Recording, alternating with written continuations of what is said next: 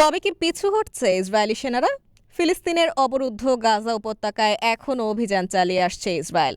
গত ৭ অক্টোবর থেকে শুরু হওয়া এই যুদ্ধের শুরু থেকে ইসরায়েলের ফিলিস্তিনের স্বাধীনতাকামীদের সংগঠন হামাসকে পুরোপুরি নির্মূলের বার্তা দিয়ে আসছে। এরপর দীর্ঘ সময় পার হয়ে গেলেও তারা এখনও নিজেদের লক্ষ্যমাত্রা অর্জন করতে পারেনি। দীর্ঘ সময় ধরে যুদ্ধ চালিয়ে তেমন কোনো ফলাফল না পাওয়ায় হতাশ হয়ে পড়েছেন ইসরায়েলি সেনারা।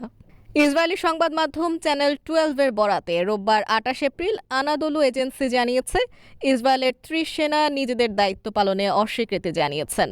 প্যারাট্রুপার ইউনিটের সেনারা বলছেন, রাফা সীমান্তে অভিযানের জন্য ডাকা হলে তারা এতে সাড়া দেবে না। গাজার বর্তমান সবশেষ নিরাপদ আশ্রয়স্থল হচ্ছে মিশরের রাফা সীমান্ত। এলাকাটিতে ইসরায়েল অভিযানের পরিকল্পনা করছে।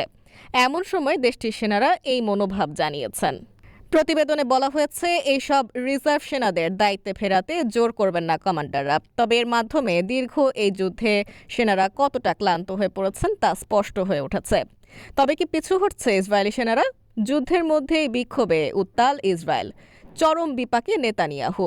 এর আগে গত বুধবার ২৪ এপ্রিল টাইমস অফ ইসরায়েল জানায়, ইসরায়েলের প্রতিরক্ষা বাহিনী গাজার দক্ষিণাঞ্চলীয় শহর রাফা দখলের জন্য প্রয়োজনীয় সব প্রস্তুতি সম্পন্ন করেছে। এখন তারা সরকারের সবুজ সংকেতের অপেক্ষা করছে। প্রধানমন্ত্রী বেনিয়ামিন নেতানিয়াহুর অনুমোদন পেলেই অভিযান শুরু করা হবে।